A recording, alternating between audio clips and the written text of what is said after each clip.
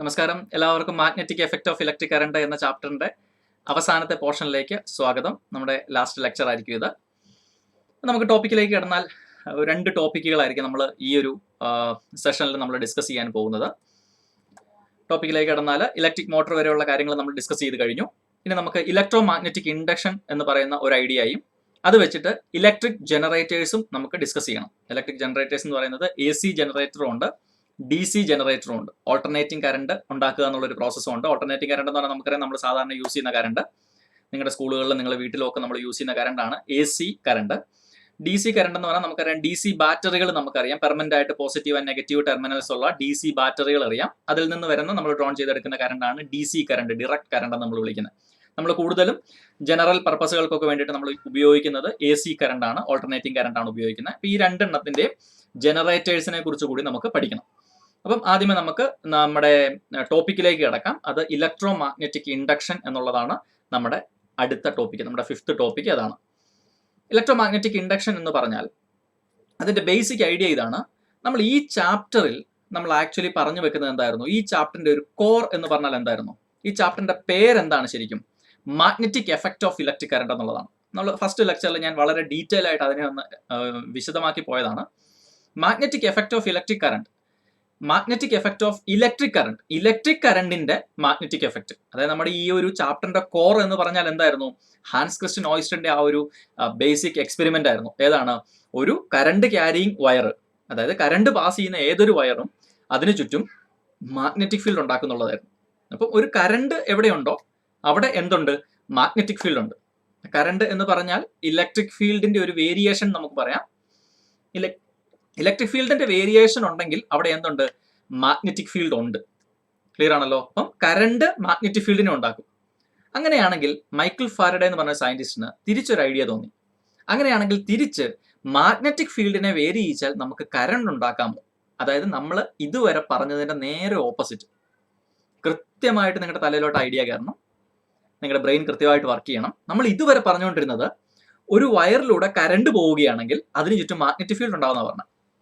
ശരിയാണല്ലോ? Michael ഫാരഡേയുടെ idea എന്താണെന്ന് ചോദിച്ചാൽ, തിരിച്ച് ഒരു മാഗ്നറ്റിക് ഫീൽഡ് നമ്മൾ എതിരെയെങ്കിലും ഒക്കെ വേരി ചെയ്യിച്ചാൽ നമുക്ക് കറണ്ട് ഉണ്ടാക്കാൻ പറ്റുമോ? വളരെ ഒരു ബ്രൈറ്റ് ഐഡിയ അല്ലെന്ന് ആലോചിക്കാം. നമുക്ക് ഇലക്ട്രിസിറ്റി നമുക്ക് ജനറേറ്റ് ചെയ്യാൻ പറ്റും. എന്ത് ചെയ്താൽ മതി? മാഗ്നറ്റിക് ഫീൽഡിനെ വേരി ചെയ്യിച്ചാൽ മതി. ക്ലിയർ ആണല്ലോ? അങ്ങനെ മാഗ്നറ്റിക് ഫീൽഡിനെ വേരി ചെയ്യിച്ചുകൊണ്ട് കറണ്ട് ഉണ്ടാക്കാൻ പറ്റുന്ന ഫിനോമിനെ വിളിക്കുന്ന പേരാണ് ഇലക്ട്രോ മാഗ്നറ്റിക് ഇൻഡക്ഷൻ. കാര്യം കൃത്യമായിട്ട് മനസ്സിലോട്ട് കയറണം. ഇതുവരെ നമ്മൾ പറഞ്ഞത് ഒരു വയറിനകത്തൂടെ കറണ്ട് പോകുമ്പം അതിനു ചുറ്റും അത് മാഗ്നറ്റിക് ഫീൽഡിനെ ഉണ്ടാക്കുന്നുള്ളതായിരുന്നു. ഈ ഐഡിയ നേരെ തിരിച്ച്, എവിടെയെങ്കിലും നമ്മൾ മാഗ്നറ്റിക് ഫീൽഡിനെ വേരി ചെയ്യിച്ചുകൊണ്ടിരുന്നു കഴിഞ്ഞാൽ നമുക്ക് തിരിച്ച് ഇലക്ട്രിക് കറണ്ട് കിട്ടും. ഈ ഫിനോമിനയുടെ പേരാണ് ഇലക്ട്രോ മാഗ്നറ്റിക് ഇൻഡക്ഷൻ. ഇനി ഞാൻ എക്സ്പ്ലെയിൻ ചെയ്യാൻ പോകുന്നത് ആ മൈക്കിൾ ഫാരഡേയുടെ എക്സ്പെരിമെന്റ് ആണ്. അദ്ദേഹം ചെയ്തു നോക്കിയ എക്സ്പെരിമെന്റ് ഇതാണ്. നിങ്ങൾക്ക് ഫിഗറിൽ കാണാം, ഒരു കോയിൽ നമ്മളിവിടെ ചുറ്റി വെച്ചിട്ടുണ്ട്. കോയിൽ എന്ന് പറഞ്ഞാൽ സിംപ്ലി വയർ എന്ന് നിങ്ങൾ ഓർത്താൽ മതി. കറണ്ട് പാസ് ചെയ്യുന്ന വയർ. ക്ലിയർ ആണല്ലോ? അതിന്റെ ഏറ്റവും ബോട്ടം എൻഡിൽ ഒരു ഗാൽവനോമീറ്ററും കൊടുത്തിട്ടുണ്ട്. ഗാൽവനോമീറ്റർ എന്ന് പറഞ്ഞാൽ ഇതിനകത്തൂടെ കറണ്ട് പോയോ ഇല്ലയോ എന്നുള്ളത് നമുക്ക് അറിയാൻ വേണ്ടിയിട്ട് മാത്രമാണ്. കറണ്ട് ഉണ്ടോ ഇല്ലയോ എന്ന് അറിയുന്ന ഒരു ഗാൽവനോമീറ്ററും അതിന്റെ ബോട്ടം എൻഡിൽ നമ്മൾ കണക്ട് ചെയ്തിട്ടുണ്ട്. ഇനീഷ്യലി ചുമ്മാ വയറിൽ നമ്മളൊരു ഗാൽവനോമീറ്റർ ചുമ്മാ എടുത്ത് കണക്ട് ചെയ്യുന്നവർക്ക് അതിനകത്ത് കറണ്ട് ഒന്നുമില്ല, വയറിനകത്ത് കറണ്ട് ഒന്നുമില്ല. അതിനുശേഷം അദ്ദേഹത്തിന്റെ എക്സ്പെരിമെന്റ് ഇതായിരുന്നു. ഒരു മാഗ്നറ്റിന്റെ നോർത്ത് പോളോ സൗത്ത് പോളോ ഒരു മാഗ്നറ്റ് ഇങ്ങോട്ട് അടുത്തേക്ക് കൊണ്ടുവരുമ്പം പെട്ടെന്ന് നമ്മുടെ ഗാൽവനോമീറ്ററിൽ ഒരു ഡിഫ്ലക്ഷൻ കാണിക്കും. അതായത് ഒരു മാഗ്നറ്റ് ഒരു കോയിലിന്റെ അടുത്തോട്ട് വരുമ്പോൾ, ഒരു വയറിന്റെ അടുത്തോട്ട് മാഗ്നറ്റ് വന്നപ്പം ആ വയറിന്റെ ഉള്ളിൽ കറണ്ട് ഉണ്ടായി. ക്ലിയർ ആണല്ലോ? അദ്ദേഹം പല രീതിയിൽ എക്സ്പെരിമെന്റ് ചെയ്ത് നോക്കി. അതിന്റെ ഒരു സമ്മറി മാത്രം ഞാൻ പറയാം. അദ്ദേഹം ഈ ഒരു മാഗ്നറ്റ് ഇതിന്റെ അടുത്തോട്ട് കൊണ്ടുവന്നപ്പോൾ പെട്ടെന്ന് കറണ്ട് കാണിച്ചു. ഗാൽവനോമീറ്റർ പെട്ടെന്ന് ഡിഫ്ലക്ഷൻ കാണിച്ചു, അതായത് കറണ്ട് ഉണ്ടായി. പക്ഷെ ഇദ്ദേഹം മാഗ്നറ്റിക് ഫീൽഡ്, ഈ മാഗ്നറ്റ് എന്ത് ചെയ്തു? ഇതിന്റെ ഉള്ളിൽ കുറച്ചു നേരം വെച്ചപ്പം ആ ഉണ്ടായ കറണ്ട് അങ്ങ് പോയി. അപ്പൊ അദ്ദേഹത്തിന് സംശയമായി, എന്തുകൊണ്ട്? മാഗ്നറ്റ് വന്നപ്പം അതിനകത്ത് കറണ്ട് ഉണ്ടായി, മാഗ്നറ്റ് കുറച്ചു നേരം അവിടെ പ്ലേസ് ചെയ്ത് കഴിഞ്ഞപ്പം അതിനകത്ത് പ്രത്യേകിച്ച് കറണ്ട് ഒന്നും ഉണ്ടായില്ല. ക്ലിയർ ആണല്ലോ? അതിനുശേഷം അദ്ദേഹം ആ മാഗ്നറ്റ് തിരിച്ചെടുത്തോണ്ട് പോയപ്പം നേരത്തെ എങ്ങനെയാണോ കറണ്ട് ഉണ്ടായത് അതിന്റെ ഓപ്പോസിറ്റ് ഡിറക്ഷനിൽ ഇതിനകത്ത് കറണ്ട് ഉണ്ടായി. ക്ലിയർ ആണല്ലോ? അപ്പൊ അദ്ദേഹം ഓർത്തു, എന്താണ് ഇതിന്റെ ഒരു കാര്യം? അപ്പൊ അദ്ദേഹം വീണ്ടും ഈ മാഗ്നറ്റിനെ ഇതിന്റെ അടുത്തോട്ട് കൊണ്ടുവന്നു. അപ്പൊ വീണ്ടും ഇതിനകത്ത് കറണ്ട് ഉണ്ടായി. അദ്ദേഹം ആ മാഗ്നറ്റ് കുറച്ചു നേരം അവിടെ വെച്ചു. അപ്പൊ ആ കറണ്ട് പോയി, കറണ്ട് ഉണ്ടാകുന്നില്ല. തിരിച്ച് മാഗ്നറ്റ് എടുത്തോണ്ട് പോകാൻ നേരം നേരത്തെ എങ്ങനെ കറണ്ട് ഉണ്ടായോ അതിന്റെ ഓപ്പോസിറ്റ് ഡിറക്ഷനിൽ കറണ്ട് ഉണ്ടാകാൻ തുടങ്ങി. അപ്പൊ അദ്ദേഹത്തിന് മനസ്സിലായി, മാഗ്നറ്റ് വരുമ്പോഴും മാഗ്നറ്റ് പോകുമ്പോഴുമാണ് ഇതിനകത്ത് കറണ്ട് ഉണ്ടാകുന്നത്. മാഗ്നറ്റ് വരുമ്പോൾ ഒരു ഡയറക്ഷനിൽ ഗാൽവനോമീറ്റർ ഡിഫ്ലക്ട് ചെയ്യും, മാഗ്നറ്റ് എടുത്തുകൊണ്ട് പോകുമ്പോൾ ഓപ്പോസിറ്റ് ഡയറക്ഷനിൽ ഇത് ഡിഫ്ലക്ഷൻ കാണിക്കും. ക്ലിയർ ആണല്ലോ? അപ്പൊ അദ്ദേഹത്തിന് ക്യൂരിയോസിറ്റി തോന്നി. അദ്ദേഹം പലതവണ ഈ മാഗ്നറ്റിനെ അടുത്തൊക്കെ കൊണ്ടുവരികയും അകലേക്ക് കൊണ്ടുവരികയും ഒക്കെ ചെയ്തപ്പോൾ ഇതിനകത്ത് ഇഷ്ടംപോലെ കറണ്ട് ജനറേറ്റ് ചെയ്യാൻ തുടങ്ങി. അപ്പോൾ അദ്ദേഹത്തിന് ഒരു കാര്യം മനസ്സിലായി, മാഗ്നറ്റ് വരുമ്പം ആ മാഗ്നറ്റിനോട് ചേർന്ന് എന്തുണ്ടെന്നാണ് നമ്മൾ പറഞ്ഞു പഠിച്ചിരിക്കുന്നത്, മാഗ്നറ്റിനോട് അസോസിയേറ്റ് ചെയ്ത് മാഗ്നറ്റിനെ സ്വാധീനിക്കാൻ പറ്റുന്ന ഒരു റീജിയൻ ഓഫ് സ്പേസ്, അതിന്റെ ഒരു ഫീൽഡ് ഉണ്ടെന്ന് നമ്മൾ പറഞ്ഞായിരുന്നു. ശരിയാണല്ലോ? എല്ലാ മാഗ്നറ്റിന് ചുറ്റും എന്തുണ്ട്? മാഗ്നറ്റിക് ഫീൽഡ് ഉണ്ട്. അപ്പൊ ഈ മാഗ്നറ്റിക് ഫീൽഡ് വരുമ്പോഴും മാഗ്നറ്റിക് ഫീൽഡ് പോകുമ്പോഴുമാണ് ഈ കറണ്ട് ഇവിടെ ജനറേറ്റ് ചെയ്യുന്നതെന്ന് മനസ്സിലായി. അപ്പൊ അദ്ദേഹം കൺക്ലൂഡ് ചെയ്തു, മാഗ്നറ്റിക് ഫീൽഡിനെ വേരി ചെയ്യിച്ചാൽ, ചുമ്മാ മാഗ്നറ്റിക് ഫീൽഡ് കുറെ നേരം മാഗ്നറ്റ് അതിനകത്ത് കൊണ്ടുവന്ന് വെച്ചെന്നോർത്ത് കറണ്ട് ഒന്നും ഉണ്ടാകത്തില്ല, മാഗ്നറ്റിനെ കൊണ്ടുവരുവാൻ തിരിച്ചു കൊണ്ടുപോകാൻ വേണം. അതായത് ഒരു മാഗ്നറ്റിക് ഫീൽഡിനെ ഒരു സ്ഥലത്ത് വേരി ചെയ്യിച്ചുകൊണ്ടിരുന്നു കഴിഞ്ഞാൽ, മാഗ്നറ്റിക് ഫീൽഡ് വേരി ചെയ്യണം. ആദ്യമേ നിങ്ങൾക്കറിയാം, ഈ ബാർ മാഗ്നറ്റ് ഇവിടെ വരുന്നതിന് മുമ്പ് ഇവിടെ മാഗ്നറ്റിക് ഫീൽഡ് ഒന്നുമില്ല. ബാർ മാഗ്നറ്റിനെ നിങ്ങൾ ഇൻട്രൊഡ്യൂസ് ചെയ്ത് കഴിഞ്ഞപ്പോൾ അവിടെ കുറേയേറെ മാഗ്നറ്റിക് ഫീൽഡ് വന്നു. അതിനുശേഷം അതിനെ നമ്മൾ എടുത്തുകൊണ്ട് പോകുമ്പോൾ പിന്നെ ഉണ്ടായിരുന്ന മാഗ്നറ്റിക് ഫീൽഡ് പോയി. അപ്പൊ സംഭവിക്കുന്നത് എന്നാ, മാഗ്നറ്റിക് ഫീൽഡ് വേരി ആദ്യമേ ഇല്ലായിരുന്നു, പിന്നെ വന്നു, പിന്നെ എടുത്തുകൊണ്ട് പോയി, അപ്പൊ പോയി, വീണ്ടും കൊണ്ടുവരുന്നു, പിന്നെ എടുത്തുകൊണ്ട് പോകുന്നു. അപ്പൊ മാഗ്നറ്റിക് ഫീൽഡിനെ ഇത്തരത്തിൽ നിങ്ങൾ വേരി ചെയ്യിച്ചുകൊണ്ടിരുന്നു കഴിഞ്ഞാൽ നിങ്ങൾക്ക് കറണ്ട് കിട്ടുമെന്ന് മനസ്സിലായി. അദ്ദേഹം അത് ഫാരഡേസ് ഫസ്റ്റ് ലോ എന്ന് പറഞ്ഞത് എഴുതി വെച്ചു. ഒരു time varying magnetic field, magnetic ഫീൽഡിനെ നിങ്ങൾ സമയത്തിനനുസരിച്ച് വേരി ചെയ്തുകൊണ്ടിരുന്നാൽ you will be getting electric current, നിങ്ങൾക്ക് ഇലക്ട്രിക് കറണ്ട് കിട്ടുമെന്ന് അദ്ദേഹം എഴുതി വെച്ചു. ക്ലിയർ ആണല്ലോ? അപ്പൊ സിംപ്ലി നിങ്ങൾ ഓർക്കണം, മാഗ്നറ്റിക് ഫീൽഡ് അല്ല കറണ്ടിനെ ഉണ്ടാക്കുന്നത്. നിങ്ങൾ ഈ മാഗ്നറ്റിന് ഇതിന്റെ ഉള്ളിൽ കുറെ നേരം വെച്ച് കഴിഞ്ഞാൽ ഇഷ്ടംപോലെ മാഗ്നറ്റിക് ഫീൽഡ് ഉണ്ട്, അന്നേരം കറണ്ട് കിട്ടത്തില്ല. മാഗ്നറ്റിക് ഫീൽഡ് അല്ല കറണ്ട് ഉണ്ടാക്കുന്നത്, മാഗ്നറ്റിക് ഫീൽഡിന്റെ വേരിയേഷൻ. മാഗ്നറ്റിക് ഫീൽഡിനെ നിങ്ങൾ ഇങ്ങനെ വേരി ചെയ്യിച്ചുകൊണ്ടിരുന്നാൽ നമുക്ക് അവിടെ എന്ത് കിട്ടും? ഇലക്ട്രിക് കറണ്ട് കിട്ടും എന്ന് മനസ്സിലായി. ഇതാണ് ഇലക്ട്രോ മാഗ്നറ്റിക് ഇൻഡക്ഷൻ എന്ന് പറയുന്ന ഫിനോമിന. ക്ലിയർ ആണല്ലോ? ഇനി നമ്മൾ ചുമ്മാ ഒന്ന് ആലോചിച്ച് നോക്കി, ഈ മാഗ്നറ്റ് ഇവിടെ ഇല്ലാതെ നമുക്ക് മറ്റെന്തെങ്കിലും തരത്തിൽ അപ്പൊ ഇങ്ങനെ കറണ്ട് ഉണ്ടാക്കാൻ പറ്റുമോ? മാഗ്നറ്റ് അല്ലല്ലോ അവിടെ കറണ്ട് ഉണ്ടാക്കിയത്. എന്താ കറണ്ട് ഉണ്ടാക്കിയേ? മാഗ്നറ്റിക് ഫീൽഡിന്റെ വേരിയേഷൻ അല്ലേ? മാഗ്നറ്റിക് ഫീൽഡിനെ നമ്മൾ വേരി ചെയ്തപ്പോഴല്ലേ നമുക്ക് കറണ്ട് കിട്ടിയത്. അപ്പൊ നമുക്ക് ഇവിടെ മാഗ്നറ്റ് അല്ലാതെ മറ്റെന്തെങ്കിലും സാധനം വെച്ചിട്ട് അവിടെ മാഗ്നറ്റിക് ഫീൽഡ് ഉണ്ടാക്കാൻ പറ്റുമോ? കൃത്യമായിട്ടൊന്ന് ആലോചിച്ച് നോക്കിയേ. ഈ ചാപ്റ്റർ പഠിച്ചത് വെച്ചൊന്ന് ആലോചിച്ചേ. ഇവിടെ മാഗ്നറ്റ് കൊണ്ടുവരാതെ മറ്റെന്തെങ്കിലും സാധനം വെച്ച് നമുക്ക് മാഗ്നറ്റിക് ഫീൽഡ് ഉണ്ടാക്കാൻ പറ്റുമോ? ഈ ചാപ്റ്ററിന്റെ ബേസ് തന്നെ എന്തായിരുന്നോ? ഒരു കറണ്ട് ക്യാരിയിങ് വയർ ഉണ്ടെങ്കിൽ അത് മാഗ്നറ്റിക് ഫീൽഡിനെ ഉണ്ടാക്കും എന്നാണല്ലോ നമ്മൾ പഠിച്ചത്. ശരിയാണല്ലോ? ഒരു വയർ ഉണ്ടെങ്കിൽ, ഒരു കറണ്ട് പാസ് ചെയ്യുന്ന ഒരു കറണ്ട് ക്യാരിയിങ് വയർ ഉണ്ടെങ്കിൽ അതിന് ചുറ്റും മാഗ്നറ്റിക് ഫീൽഡ് ഉണ്ടാകും എന്നല്ലേ നമ്മൾ പഠിച്ചിരിക്കുന്നത്. ശരിയാണല്ലോ? അങ്ങനെയാണെങ്കിൽ ഞാൻ അടുത്ത ഒരു ഫിഗറിലേക്ക് മറ്റൊരു മോഡിഫിക്കേഷൻ നടത്തുകയാണ്. ഇവിടെ നിങ്ങൾക്ക് നോക്കുമ്പോൾ അറിയാം, ഇവിടെ നോക്കിയേ, ഒരു കോയിലുണ്ട്, കോയിൽ 1. കോയിൽ 1-നകത്ത് ഞാനൊരു ബാറ്ററി ഒക്കെ കൊടുത്തിട്ടുണ്ട്. ഇവിടെ നിങ്ങൾക്ക് നോക്കുമ്പോൾ അറിയാം, ഞാനൊരു ബാറ്ററി കൊടുത്തിട്ടുണ്ട്. ഇത് ഒന്നാമത്തെ കോയിലാണ്. കോയിൽ എന്ന് പറഞ്ഞാൽ ചുമ്മാ വയർ ചുമ്മാ ചുറ്റി വെച്ചിരിക്കുന്നതാണ്. അതിനകത്ത് ഞാൻ കറണ്ട് ഒക്കെ കൊടുത്തിട്ടുണ്ട്. കറണ്ട് കൊടുക്കുമ്പോൾ നമുക്കറിയാം ഈ കോയിലിനകത്തൂടെ കറണ്ട് ഉണ്ടാവും. കറണ്ട് ഉണ്ടാവുമ്പം അതിന് ചുറ്റും എന്തുണ്ടാവും? അതിന് ചുറ്റും മാഗ്നറ്റിക് ഫീൽഡ് ഉണ്ടാവും. ക്ലിയർ ആണല്ലോ? അപ്പം ഒന്നാമത്തെ ഞാൻ ഈ കോയിൽ 1 എന്ന് എഴുതിയതിനകത്ത് ആ കോയിൽ 1-ൽ നമ്മൾ ഇവിടെ ബാറ്ററി കണക്ട് ചെയ്തിട്ടുണ്ട്. കോയിൽ 1-ൽ നമ്മൾ കറണ്ട് കൊടുത്തിട്ടുണ്ട്. അപ്പൊ അതിനകത്ത് കറണ്ട് ഉണ്ടാവും. കറണ്ട് ഉണ്ടാവുമ്പം അതിന് ചുറ്റും എന്തുണ്ടാവും? മാഗ്നറ്റിക് ഫീൽഡ് ഉണ്ടാവും. ശരിയാണല്ലോ? ഈ മാഗ്നറ്റിക് ഫീൽഡ് ആരിലേക്ക് വരും? ഈ കോയിൽ 2-ലേക്ക് വരും. രണ്ടാമത്തെ കോയിലിലേക്ക് ഈ മാഗ്നറ്റിക് ഫീൽഡ് വരും. അങ്ങനെ മാഗ്നറ്റിക് ഫീൽഡ് വന്നാൽ എന്ത് സംഭവിക്കും? കോയിൽ 2-നുള്ളിൽ ഒരു കറണ്ട് ഉണ്ടാവും. ഇവിടെ ഗാൽവനോമീറ്റർ നോക്കിയാൽ നമുക്കറിയാം, ആ ഗാൽവനോമീറ്ററിൽ ഡിഫ്ലക്ഷൻ കാണിക്കുന്നുണ്ട്. ശരിയാണല്ലോ? അപ്പൊ ഒന്ന് ആലോചിച്ച് നോക്കിയേ, അടുത്തിരിക്കുന്ന കോയിലാണ് കോയിൽ 1. അടുത്തിരിക്കുന്ന ഒരു കോയിലിൽ കറണ്ട് കൊടുത്തപ്പം അതിനകത്ത് മാഗ്നറ്റിക് ഫീൽഡ് ഉണ്ടായി. ആ മാഗ്നറ്റിക് ഫീൽഡ് കാരണം ഈ കോയിലിന്റെ അടുത്തിരുന്ന മറ്റൊരു കോയിലിൽ ഇലക്ട്രിക് കറണ്ട് ഉണ്ടായി. ശരിയാണല്ലോ? നമ്മൾ മുമ്പ് പറഞ്ഞതുപോലെ തന്നെയാണ്. മുമ്പ് പറഞ്ഞ എങ്ങനെയാണ്? വെറുതെ ഇരിക്കുന്ന ഒരു കോയിൽ, അതിനകത്ത് ഇലക്ട്രിക് കറണ്ട് ഒന്നുമില്ല, ചുമ്മാ വെച്ചിരിക്കുന്ന ഒരു വയർ, അതിന്റെ അടുത്തേക്ക് ഒരു മാഗ്നറ്റിക് ഫീൽഡിനെ കൊണ്ടുവന്നപ്പം അതിനകത്ത് ഓട്ടോമാറ്റിക് ആയിട്ട് ഒരു കറണ്ട് ഉണ്ടാവുക. അതുപോലെ തന്നെ ഇവിടെ മാഗ്നറ്റിനെ മാറ്റിയിട്ട് മാഗ്നറ്റിക് ഫീൽഡ് ഉണ്ടാക്കാൻ ഞാൻ മറ്റൊരു സാധനം വെച്ചതേ ഉള്ളൂ. മാഗ്നറ്റിക് ഫീൽഡ് ഉണ്ടാക്കാനായിട്ട് ഒരു സാധനം വെച്ചിരിക്കുന്നതാണ് കോയിൽ. നമുക്കറിയാം, കോയിലിനകത്തൂടെ കറണ്ട് പാസ് ചെയ്ത് കഴിഞ്ഞാൽ അതിന് ചുറ്റും മാഗ്നറ്റിക് ഫീൽഡ് ഉണ്ടാവും.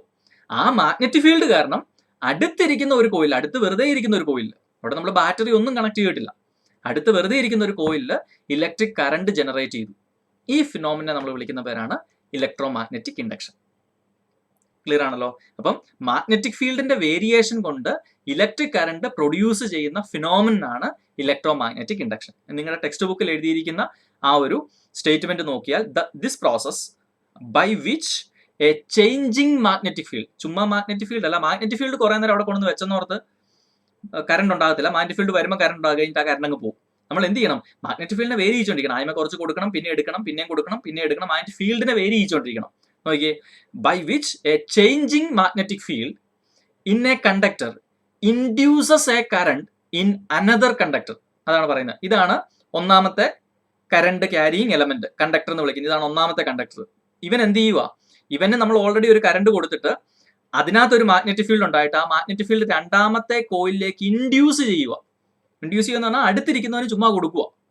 അതിനെ നമ്മൾ ഇൻഡ്യൂസ്ഡ് കറണ്ട് എന്നാണ് വിളിക്കുന്നത്. അടുത്തിരിക്കുന്നവൻ ഇത്തരത്തിൽ പ്രത്യേകിച്ച് കോൺടാക്ട് ഒന്നും ഇല്ലാതെ കിട്ടുന്ന കറണ്ടിനെ നമ്മൾ ഇൻഡ്യൂസ്ഡ് കറണ്ട് എന്നാണ് കിട്ടുന്നത്. അപ്പോൾ ഒന്നുകൂടെ വായിച്ചു നോക്കിയേ, the changing magnetic field in a conductor. അതായത് ഇതാണ് ഉദ്ദേശിക്കുന്നത്. ഒന്നാമത്തെ കോയിലിനകത്ത് കറണ്ട് പോകുമ്പോൾ അതിനകത്ത് എന്തുണ്ടാവും? അതിനകത്ത് മാഗ്നറ്റിക് ഫീൽഡ് ചേഞ്ച് ചെയ്യും. അതാണ് നോക്കിയേ, the changing magnetic field in a conductor. ഈ കണ്ടക്ടറിനകത്ത് കറണ്ട് പോകുമ്പോൾ അവനൊരു മാഗ്നറ്റിക് ഫീൽഡിനെ ചേഞ്ച് ചെയ്യിക്കാൻ തുടങ്ങും. അത് എങ്ങോട്ട് ഇൻഡ്യൂസ് ചെയ്യും?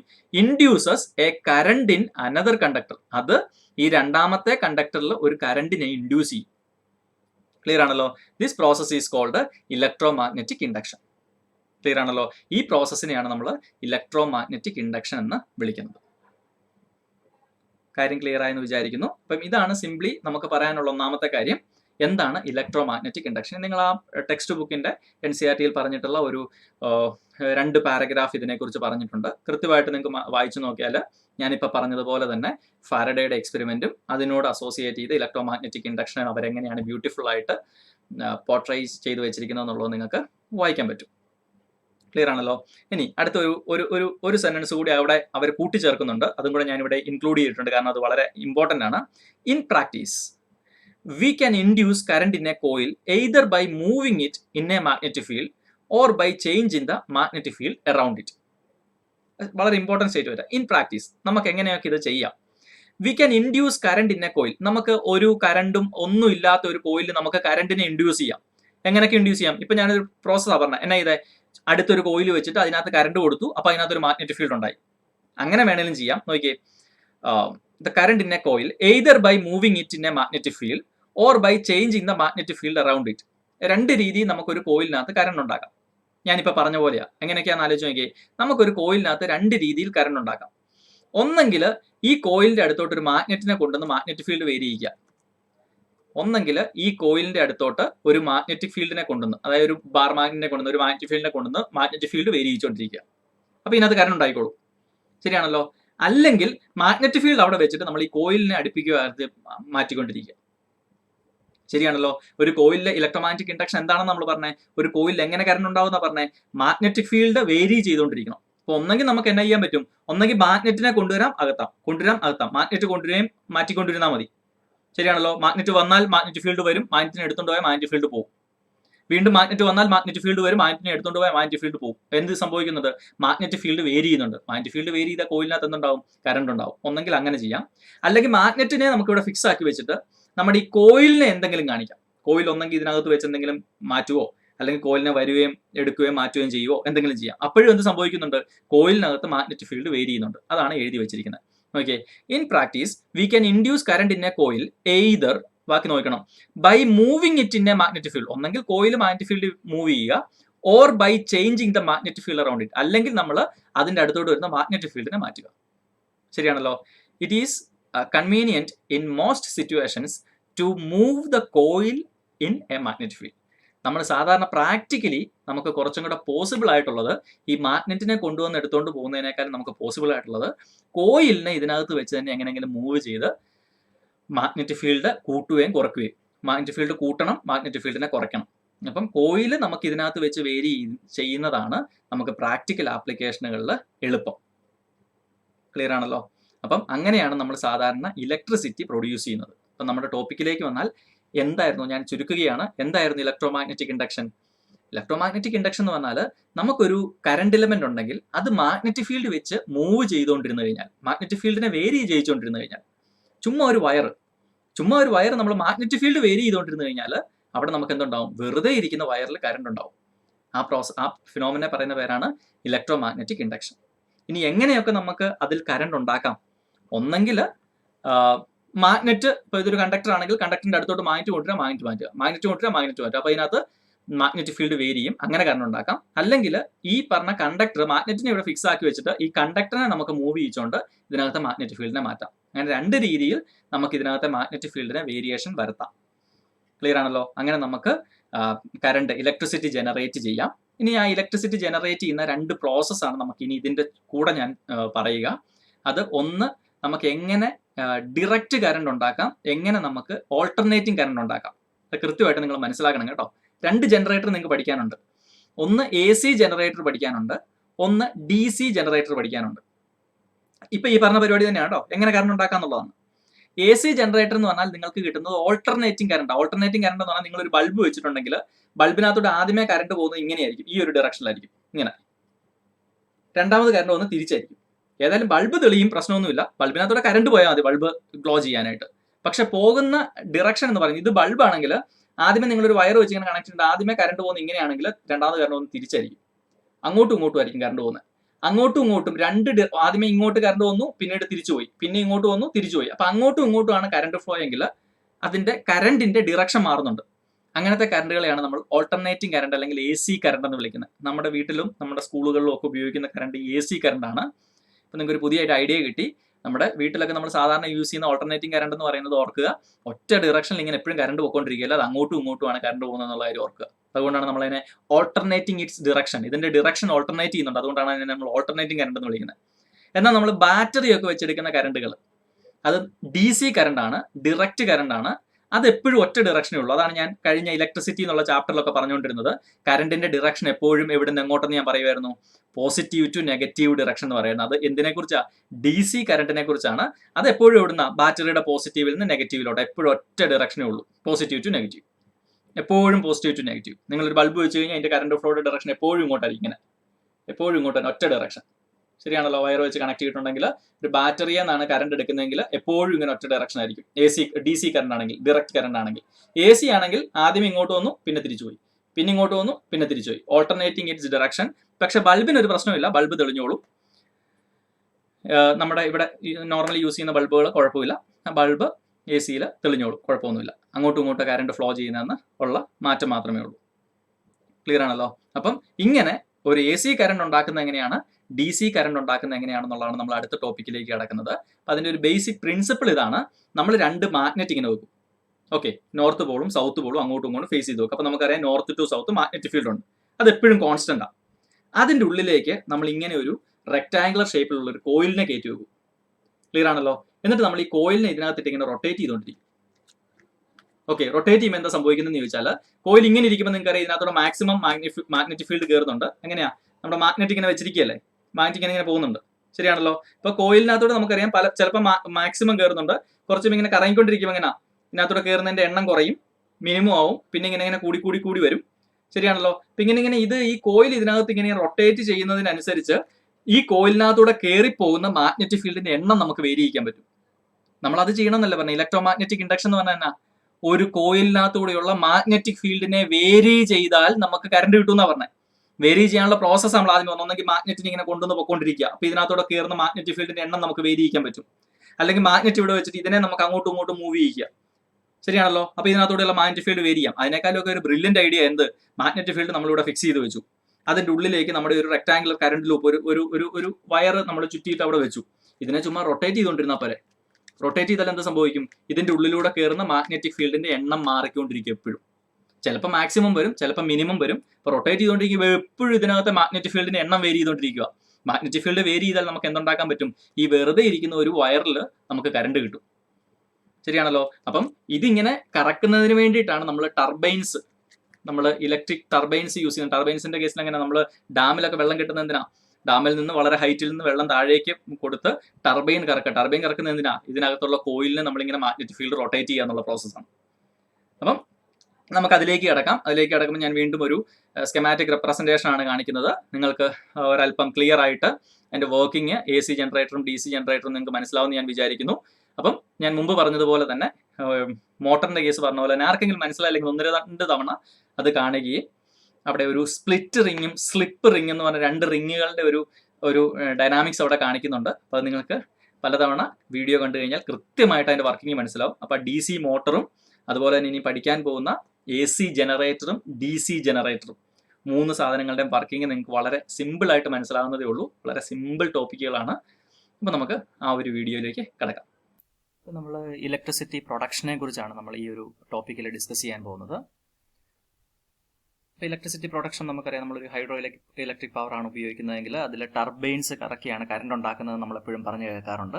അപ്പോൾ ടർബൈൻസ് കറക്കുന്നതിന് വേണ്ടി നമ്മൾ water high potential energy supply ചെയ്യുന്നതിന് വേണ്ടിയിട്ടാണ് നമ്മൾ ഡാം ഒക്കെ കൺസ്ട്രക്ട് ചെയ്ത് വെച്ചിരിക്കുന്നത് നമുക്കറിയാം.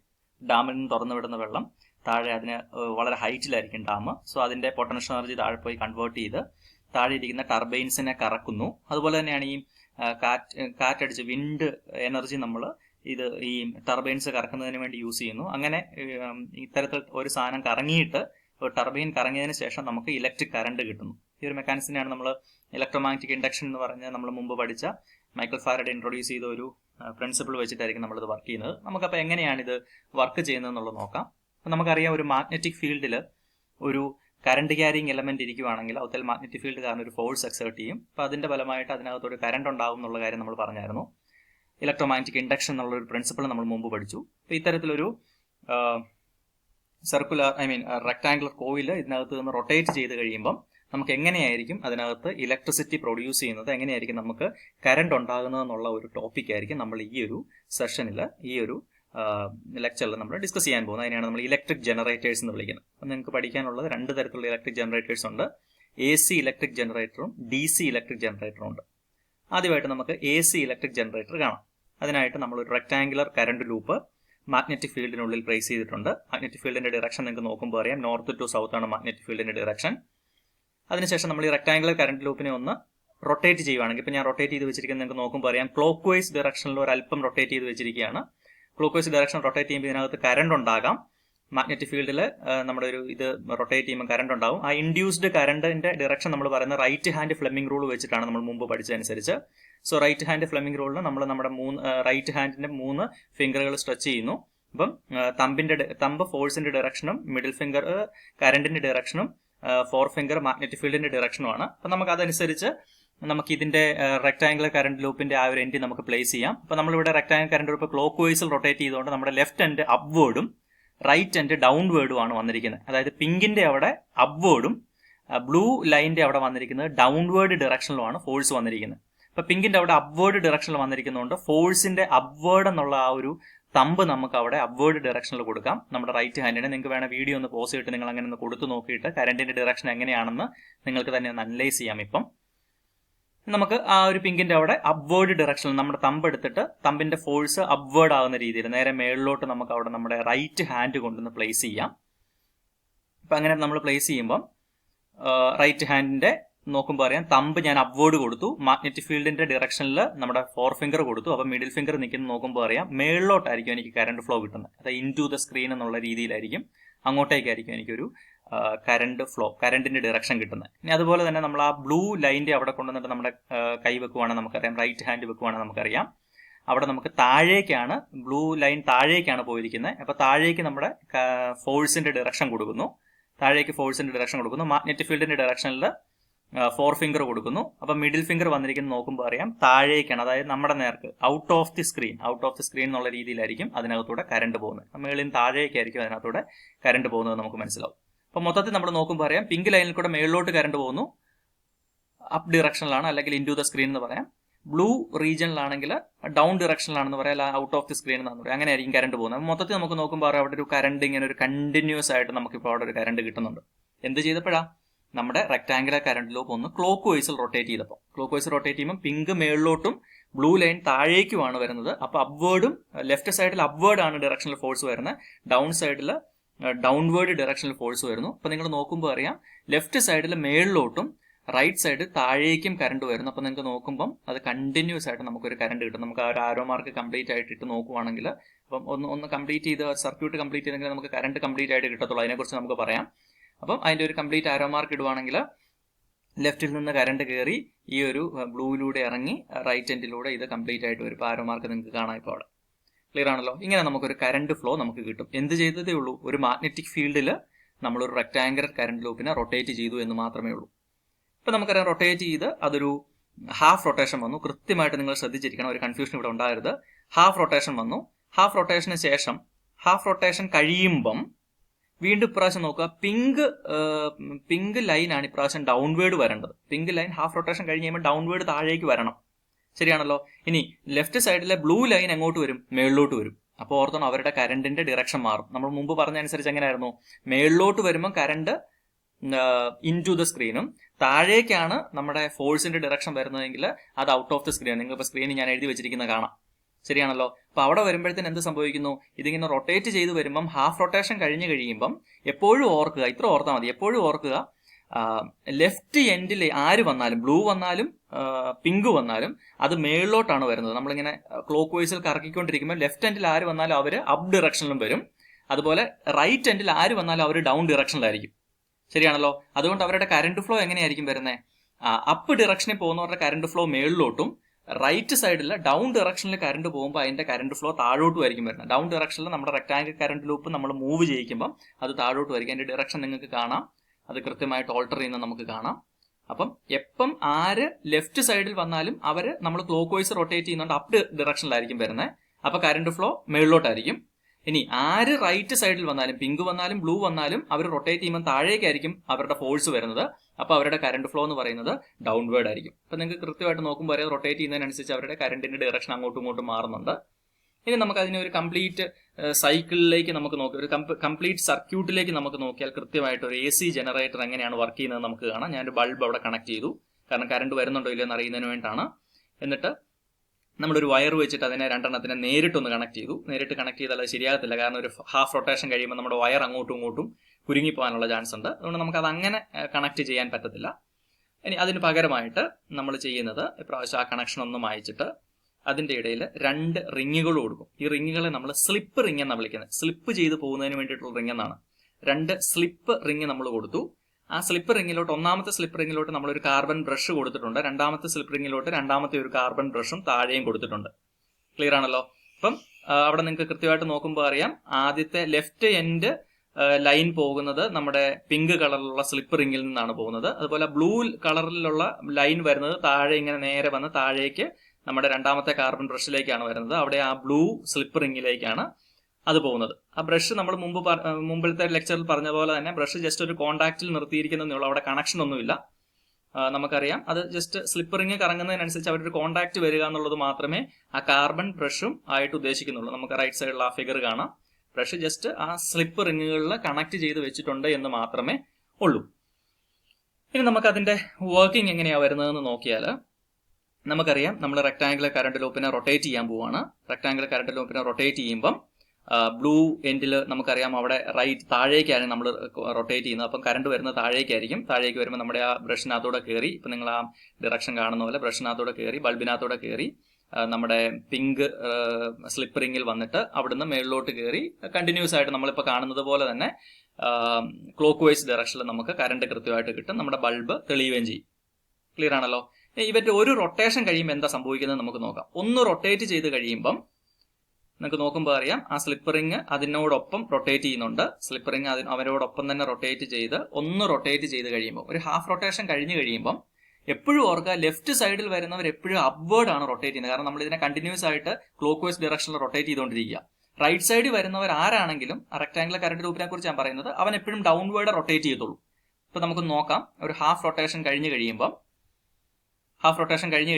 ഇനി നിങ്ങൾ നോക്കുക, ഇതാരാണ്? നമ്മുടെ റൈറ്റ് സൈഡിൽ പിങ്ക് വന്നു, അവനിപ്പോൾ താഴോട്ട് വന്നിരിക്കുക. അപ്പോൾ അവന്റെ കറണ്ടിന്റെ ഡയറക്ഷൻ ഓട്ടോമാറ്റിക് ആയിട്ട് താഴേക്ക് മാറും. അപ്പോൾ നമുക്ക് നോക്കുമ്പോൾ അറിയാം, ബൾബിലൂടെ കറണ്ട് പോകുന്നത് ഇപ്രാവശ്യം എങ്ങനെയായിരിക്കും? ലെഫ്റ്റ് ടു റൈറ്റ് ആയിരിക്കും. അവരുടെ കറണ്ടിന്റെ ഡയറക്ഷൻ മൊത്തത്തിലൊന്ന് മാറി. കാരണം പിങ്ക് സ്ലിപ്പ് റിങ്ങിലാണ് നമ്മുടെ ബ്രഷ് കണക്ട് ആയിട്ടിരിക്കുന്നത്. അപ്പം കറണ്ടിന്റെ ഡയറക്ഷൻ മാറുന്നതിനോടൊപ്പം നമ്മുടെ ബൾബിലൂടെ പോകുന്ന കറണ്ടിന്റെ ഡയറക്ഷൻ മാറി. ഇപ്പൊ കറണ്ടിന്റെ ഡയറക്ഷൻ മാറുമ്പോൾ ഞാൻ വൈറ്റ് ലൈറ്റ് ആയിരിക്കും അവിടെ തെളിക്കുന്നത്. വീണ്ടും പഴയ പോലെ തന്നെയായി. ബ്ലൂ വന്നു റൈറ്റ് സൈഡിൽ. അപ്പൊ കറണ്ടിന്റെ ഡയറക്ഷൻ വീണ്ടും മാറും. അന്നേരം ഞാൻ ആ യെല്ലോ ലൈറ്റ് തെളിക്കും. അപ്പൊ അവിടെ നിങ്ങൾക്ക് നോക്കുമ്പോൾ അറിയാം, ആ സ്ലിപ്പ് റിങ് റൊട്ടേറ്റ് ചെയ്യുന്നതിനനുസരിച്ച് ഈ നമ്മുടെ റെക്ടാംഗിൾ കറണ്ട് ലൂപ്പ് റൊട്ടേറ്റ് ചെയ്യുന്ന കൂടെ തന്നെ ആരും റൊട്ടേറ്റ് ചെയ്യുന്നുണ്ട്? സ്ലിപ്പ് റിങ്സും റൊട്ടേറ്റ് ചെയ്യുന്നുണ്ട്.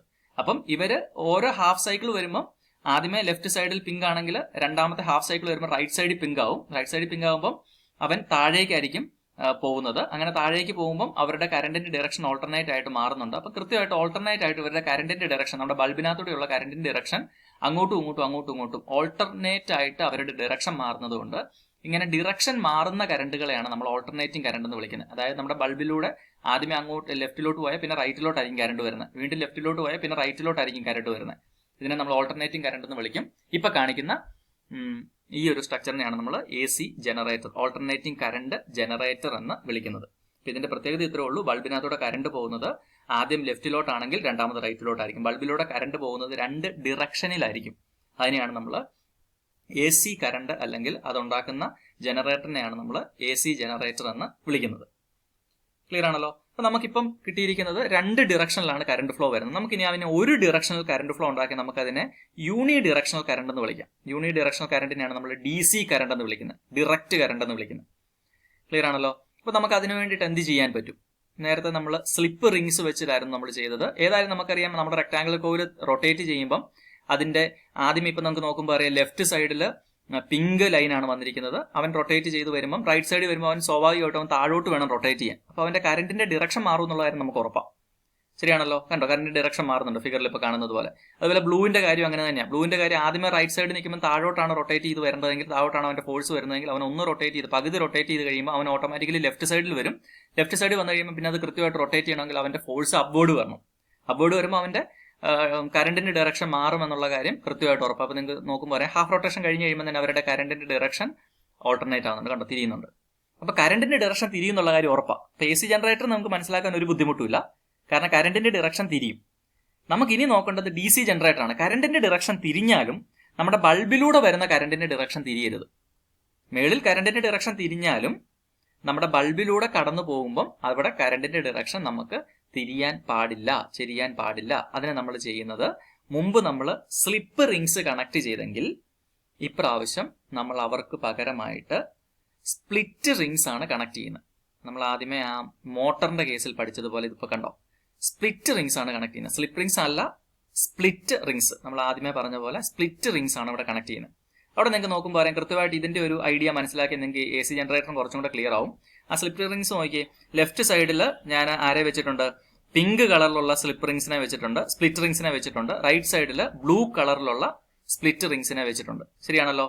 ഇത് നിങ്ങൾ നോക്കിയാൽ അറിയാം, ബൾബിനകത്തൂടെ കറണ്ട് പോകുന്നത് ഇങ്ങനെ പോയിട്ട് ആ ഡിറക്ഷൻ നോക്കി പിങ്കിലൂടെ കയറി മുകളിലോട്ടായിരിക്കും പോകുന്നത്. ഇപ്പൊ നിങ്ങൾക്ക് നോക്കുമ്പോൾ പറയാം, ഹാഫ് റൊട്ടേഷൻ കഴിയുമ്പം നമ്മുടെ റെക്ടാംഗുലർ കറണ്ട് ലൂപ്പ് തിരിഞ്ഞതുകൂടെ ആരും തിരിഞ്ഞു, നമ്മുടെ സ്പ്ലിറ്റ് റിംഗും തിരിഞ്ഞു. ഇപ്രാവശ്യം നോക്കിയാൽ ബ്ലൂ സ്പ്ലിറ്റ് റിംഗ് ആയി ലെഫ്റ്റ് സൈഡിൽ വന്നിരിക്കുന്നത്, പിങ്ക് സ്പ്ലിറ്റ് റിംഗ് ആണ് റൈറ്റ് സൈഡിൽ വന്നിരിക്കുന്നത്. ഇപ്പൊ കറണ്ട് ഫ്ലോ വരുമ്പോൾ എങ്ങനെ വരും നോക്കിയേ, ആ ബ്ലൂയിലൂടെ കയറി വരുമ്പം അവിടെ നിങ്ങൾക്ക് നോക്കുമ്പോൾ അറിയാം, ഹാഫ് റൊട്ടേഷൻ കഴിഞ്ഞ് കഴിയുമ്പം നമ്മുടെ സ്പ്ലിറ്റ് റിംഗും ഇതിന്റെ കൂടെ തിരിയുന്നത് കൊണ്ട് എഫക്റ്റീവായിട്ട് ഇവരുടെ കറണ്ട് ഫ്ലോയുടെ ഡിറക്ഷൻ അവിടെ മാറേണ്ട ആവശ്യമില്ല. കാരണം കൃത്യമായിട്ട് എപ്പോഴും ആ ബ്ലൂവിന്റെ റൈറ്റ് സൈഡിലെ ബ്രഷിലൂടെ കയറിയിട്ട് ലെഫ്റ്റ് സൈഡിലേക്ക് തന്നെയായിരിക്കും കറണ്ട് ഫ്ലോ വരുന്നത്. അപ്പൊ നമുക്ക് നോക്കുമ്പോൾ അറിയാം, റൈറ്റ് സൈഡിലെ ബ്രഷിലൂടെ കയറിയിട്ട് ലെഫ്റ്റ് സൈഡിലേക്ക് തന്നെയായിരിക്കും വരുന്നത്. അപ്പോൾ ഓരോ പ്രാവശ്യം ഇവർ റൊട്ടേറ്റ് ചെയ്യുന്നതിനനുസരിച്ച് അവരുടെ കൂടെ തന്നെ സ്പ്ലിറ്റ് റിംഗും മാറുന്നത് കൊണ്ട് അവരുടെ ഡിറക്ഷൻ എഫക്റ്റീവ്ലി മാറ്റില്ല. ആർക്കെങ്കിലും മനസ്സിലായില്ലെങ്കിൽ ഒരു പ്രാവശ്യം കൂടി അത് റീവൈൻഡ് അടിച്ചൊന്ന് കാണുക. ആ വർക്കിംഗ് നിങ്ങൾ നോക്കിയാൽ നിങ്ങൾക്ക് അത് മനസ്സിലാവും. അപ്പം ഇവരുടെ കൂടെ സ്പ്ലിറ്റ് റിംഗുകൾ റൊട്ടേറ്റ്, നേരത്തെ റേസ് സ്പ്ലിറ്റ് റിംഗ്സ് ആകുമ്പോൾ സ്പ്ലിറ്റ് റിംഗ്സ് റൊട്ടേറ്റ് ചെയ്യുന്നില്ല. അപ്പൊ ഇവരുടെ കറണ്ടിന്റെ ഡിറക്ഷൻ മാറുമ്പോൾ കറക്റ്റായിട്ട് കറണ്ടിന്റെ ഡിറക്ഷൻ എവിടെയും മാറുന്നുണ്ട്, നമ്മുടെ ബൾബിന് അക്രോസ് മാറുന്നുണ്ടായിരുന്നു. പക്ഷെ DC ജനറേറ്റർ വന്നു കഴിയുമ്പം അപ്പൊ നിങ്ങൾക്ക് നോക്കുമ്പോൾ പറയാം, കണ്ടോ, സ്പ്ലിറ്റ് റിംഗ്സ് മാറാതെ അവിടെ ഇരിക്കുന്നത് കൊണ്ട്, സ്ലിപ്പ് റിംഗ്സ് മാറാതെ അവിടെ ഇരിക്കുന്നത് കൊണ്ട് ഓരോ ഹാഫ് റൊട്ടേഷൻ കഴിയുമ്പോൾ ഇവരുടെ കറണ്ടിന്റെ ഡയറക്ഷൻ മാറുമ്പോൾ അത് കൃത്യമായിട്ട് ബൾബിന്റെ അവിടെയും കറണ്ടിന്റെ ഡയറക്ഷൻ മാറുന്നുണ്ടായിരുന്നു ഓട്ടോമാറ്റിക്കായിട്ട്. എന്നാൽ നമ്മൾ കമ്മ്യൂട്ടേറ്റർ കൊടുത്തപ്പോൾ, കമ്മ്യൂട്ടേറ്റർ എന്ന് പറഞ്ഞാൽ ഈ സ്പ്ലിറ്റ് റിംഗ്സിനെയാണ് കമ്മ്യൂട്ടേറ്റർ എന്ന് വിളിക്കുന്നത്, അതായത് DC ജനറേറ്ററിന്റെ കേസിൽ ഉപയോഗിച്ചത്. അപ്പം നിങ്ങൾക്ക് അടുത്ത് ഞാൻ ആ DC ജനറേറ്ററിന്റെ ഫിഗർ ഒന്ന് കാണിച്ചു തരാം. DC ജനറേറ്ററിന്റെ ഫിഗറിൽ കാണിക്കുമ്പോൾ നോക്കിക്കോണം അതിന്റെ ഒരു മാറ്റം. ഇവരുടെ ഡിറക്ഷൻ മാറുന്നതിനനുസരിച്ച് നമ്മുടെ കമ്മ്യൂട്ടേറ്ററിന്റെ ഡിറക്ഷൻ മാറുന്നുണ്ട്, കണ്ടോ. ഓരോ പ്രാവശ്യം ഇവരുടെ കറണ്ടിന്റെ ഡിറക്ഷൻ മാറുന്നതിനനുസരിച്ച് നമ്മുടെ സ്പ്ലിറ്റ് റിംഗും കൂടെ മാറുന്നുള്ളത് കൊണ്ട് എഫക്റ്റീവായിട്ട് ഇവർക്ക് മൊത്തത്തിൽ അവിടെ കറണ്ടിന്റെ ഡയറക്ഷൻ മാറ്റമില്ല. അതിനെയാണ് നമ്മൾ DC ജനറേറ്റർ എന്ന് വിളിക്കുന്നത്. അപ്പോൾ ഈ ഒരു ടോപ്പിക്ക് നമ്മൾ AC ജനറേറ്ററും DC ജനറേറ്ററും ആയിരുന്നു കണ്ടത്. ഇലക്ട്രിസിറ്റി പ്രൊഡക്ഷൻ ആയിരുന്നു മനസ്സിലാക്കിയത്. നിങ്ങളോട് 2 ഫ്ലെമിംഗ് റൂൾ പഠിക്കുന്നുണ്ടെന്നുള്ള കാര്യം കൃത്യമായിട്ട് ഓർത്തോണം. ഇപ്പൊ ഇൻഡ്യൂസ്ഡ് കറണ്ട് പറയുന്നതിന് വേണ്ടി യൂസ് ചെയ്യുന്ന Fleming rule right hand Fleming rule ആണ് കേട്ടോ. ഇതിനകത്തൊരു കൺഫ്യൂഷൻ വരരുത്. ഇപ്പോൾ നമ്മൾ പറഞ്ഞുകൊണ്ടിരിക്കുന്നത് എന്താണ്, നമുക്ക് ഇലക്ട്രിസിറ്റി ജനറേറ്റേഴ്സിനെ കുറിച്ചാണ്, നമുക്ക് എങ്ങനെ ഇലക്ട്രിസിറ്റി ഉണ്ടാക്കാം എന്നുള്ളതാണ്. അപ്പൊ അങ്ങനെ ഇലക്ട്രിസിറ്റി ഉണ്ടാക്കുമ്പോൾ നമ്മളിപ്പോൾ പറഞ്ഞ എന്താ, ഒരു ലൈൻ എലമെന്റ് മാഗ്നറ്റിക് ഫീൽഡിലൂടെ എങ്ങനെയെങ്കിലും കട്ട് ചെയ്താൽ, ലൈൻ എലമെന്റിന്റെ മാഗ്നറ്റിക് ഫീൽഡ് വേരി ചെയ്ത് കഴിഞ്ഞാൽ അതിനകത്ത് കറണ്ട് ഉണ്ടാവുന്ന പറഞ്ഞത്. ശരിയാണല്ലോ? ചുമ്മാ ഒരു ലൈൻ എലമെന്റ്, ഒരു വയർ എടുത്തിട്ട് മാഗ്നറ്റിക് ഫീൽഡ് എങ്ങനെയെങ്കിലും വേരി ചെയ്ത് കഴിഞ്ഞാൽ അതിനകത്ത് കറണ്ട് ഉണ്ടാവുന്ന പറഞ്ഞത്.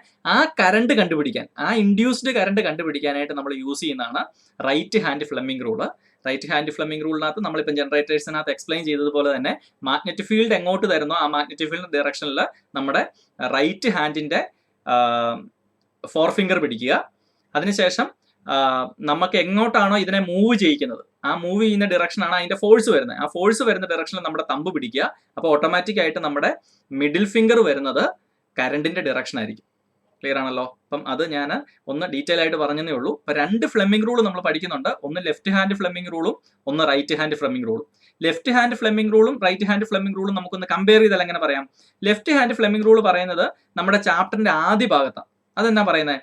നമ്മുടെ ഒരു വയർ, ഒരു ലൈൻ എലമെന്റ് ഒരു മാഗ്നറ്റിക് ഫീൽഡിലോട്ട് കൊണ്ടുവന്നു കഴിഞ്ഞാൽ, ഒരു വയർ എലമെന്റ് അതിനകത്തൂടെ കറണ്ട് പോകുന്നുണ്ട്. നമ്മുടെ ചാപ്റ്ററിന്റെ ആദ്യത്തെ പോർഷൻ എന്നാ പറയുന്നത്?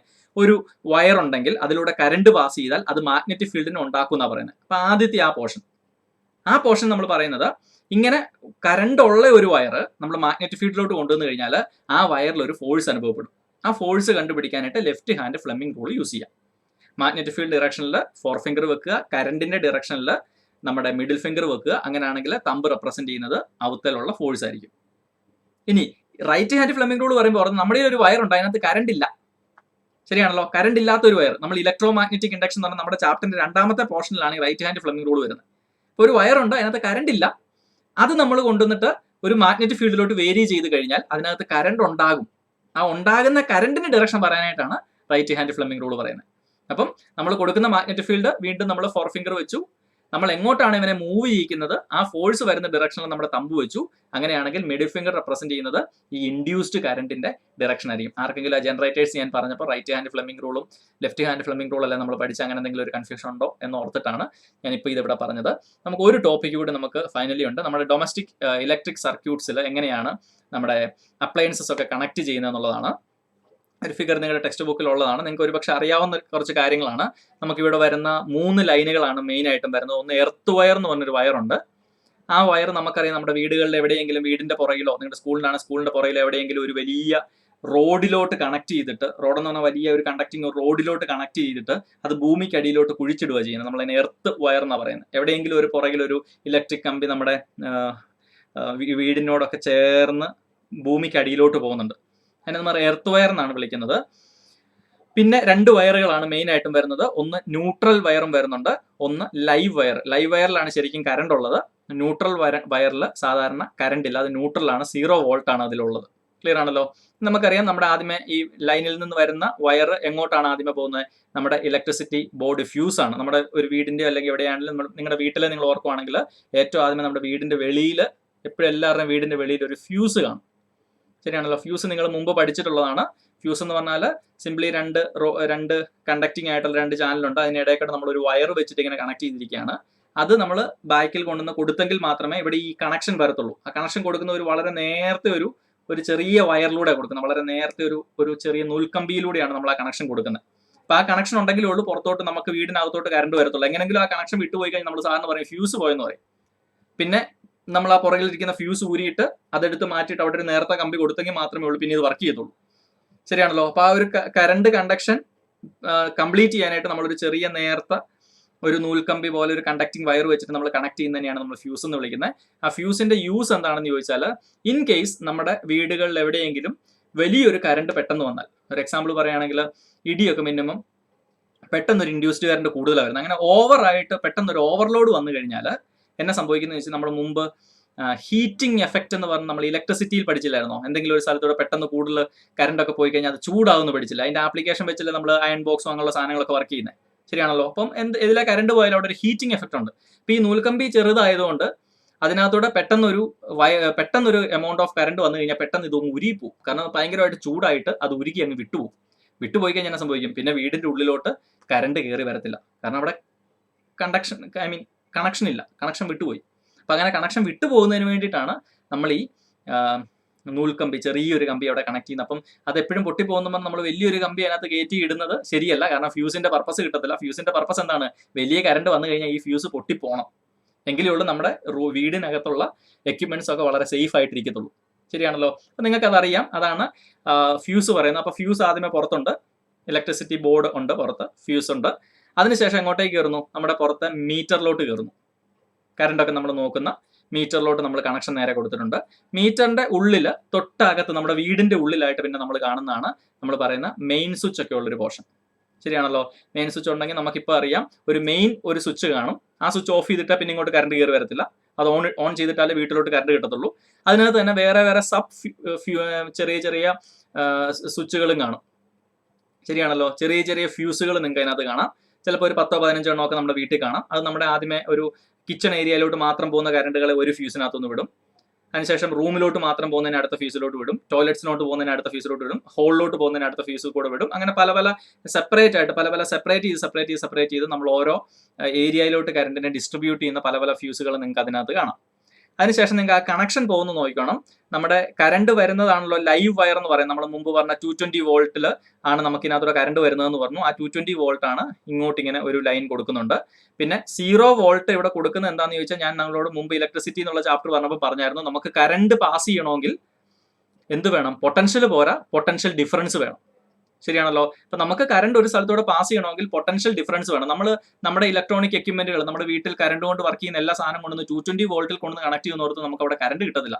കറണ്ട് കിട്ടണമെങ്കിൽ എന്ത് വേണം? രണ്ട് റീജിയൻ തമ്മിൽ പൊട്ടൻഷ്യൽ ഡിഫറൻസ് ഉണ്ടെങ്കിലേ പൊട്ടൻഷ്യൽ കൂടിയ സ്ഥലത്തുനിന്ന് പൊട്ടൻഷ്യൽ കുറഞ്ഞ സ്ഥലത്തോട്ട് ചാർജ് ഫ്ലോ ചെയ്യത്തുള്ളൂ. ശരിയാണല്ലോ.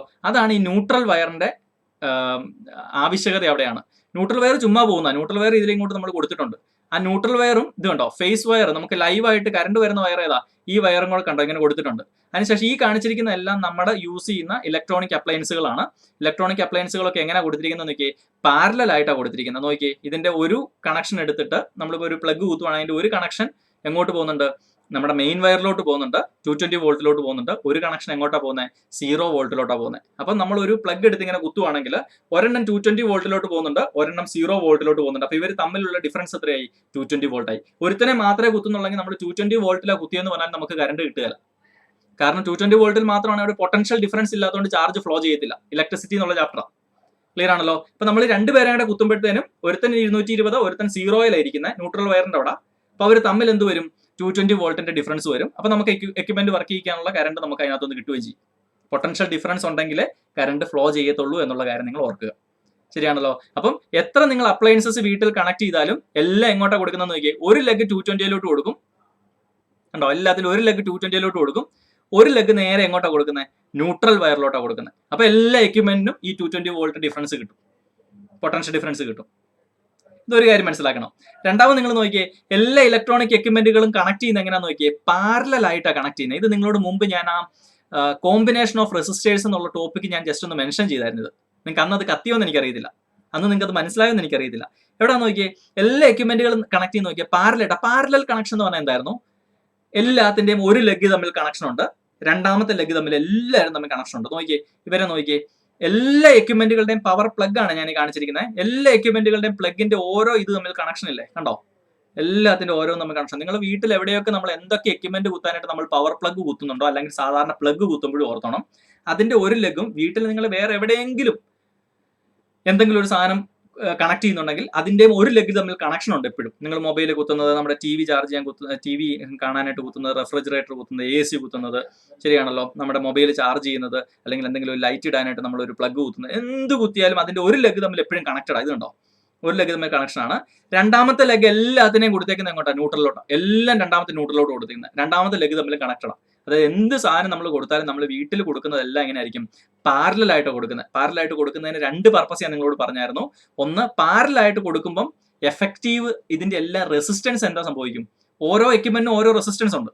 ഓരോ എക്യുപ്മെന്റ് കണക്ട് ചെയ്യുമ്പോഴും അതിനകത്തോടെ കറണ്ട് പാസ് ചെയ്യാനായിട്ടുള്ള ഒരു ബുദ്ധിമുട്ടുണ്ട്, ഒരു ഒപ്പോസിഷൻ ഉണ്ട്. എല്ലാ എക്യുപ്മെന്റിനും ഒരു റെസിസ്റ്റൻസ് ഉണ്ട്. കറണ്ട് പാസ് ചെയ്യുന്നതിനെ ഒപ്പോസ് ചെയ്യുന്ന രീതിയിൽ എല്ലാ എക്യുപ്മെന്റിനും ഒരു റെസിസ്റ്റൻസ് ഉണ്ട്.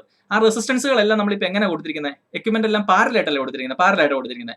പാരലായിട്ട് കൊടുക്കുമ്പോൾ ഞാൻ നിങ്ങളോട് മുമ്പ് പറഞ്ഞിട്ടുണ്ട്, പാരലായിട്ട് കൊടുക്കുമ്പോൾ അതിന്റെ എഫക്റ്റീവ് റെസിസ്റ്റൻസ് കുറയുകയാണ് ചെയ്യുന്നത്. കാരണം effective resistance കണ്ടുപിടിക്കുന്നതാണ് 1/R = 1/R1 + 1/R2 + 1/R3 + 1/R4 അങ്ങനെ പോകുന്നത്.